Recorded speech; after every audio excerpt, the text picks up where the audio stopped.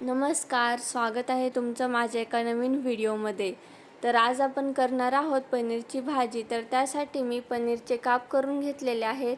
काजू पाण्यामध्ये 15 ते 20 मिनिट भिजवत ठेवायचे आहेत.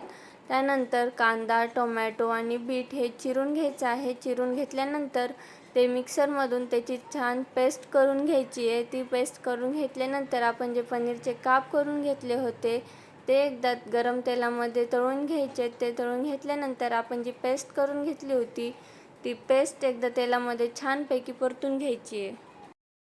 पेस्ट परतेपर्यंत तुम्ही चॅनलला सबस्क्राईब करून घ्या. जर तुम्हाला व्हिडिओ आवडला असेल तर व्हिडिओला लाईक करा आणि तुमच्या फ्रेंड्सपर्यंत शेअर करा. बघू शकता आपलं छानपैकी परतून झालेलं आहे. त्यानंतर मी एका वाटीमध्ये दूध घेतलेलं आहे. वाटी भरून दूध घ्यायचं आहे. त्या दुधामध्ये मी पनीर टिक्का मसाला टाकून घेतलेला आहे 2 चमचे. त्यानंतर त्याला एकदा मिक्स करून घ्यायचं आहे. ते मिक्स करून घेतल्यानंतर आपण जी भिजवलेल्या काजूची पेस्ट केली होती ती त्यामध्ये टाकून घ्यायची. त्याला पण एकदा व्यवस्थित परतून घ्यायचं आहे.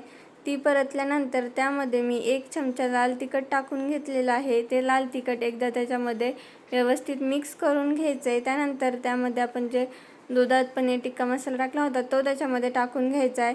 तो टाकून घेतल्यानंतर पनीर टिक्का मसाला वापस एकदा त्याच्यामध्ये टाकून घ्यायचा आहे. आपल्याला जेवढं लागेल चवीनुसार आपल्या टाकून घेऊन त्याला एकदा व्यवस्थित मिक्स करून घ्यायचं आहे. ते मिक्स करून घेतल्यानंतर त्यामध्ये पाणी ओतून घ्यायचं आहे. त्याला उकळी आली की त्यामध्ये आपल्या चवीनुसार मीठ टाकून कोथिंबीर चिरून टाकायची आहे आणि आपण जे पनीरचे काप करून घेतले होते, तळून घेतले होते ते त्यामध्ये टाकून घ्यायचे आणि ही आपली पनीरची भाजी आहे रेडी.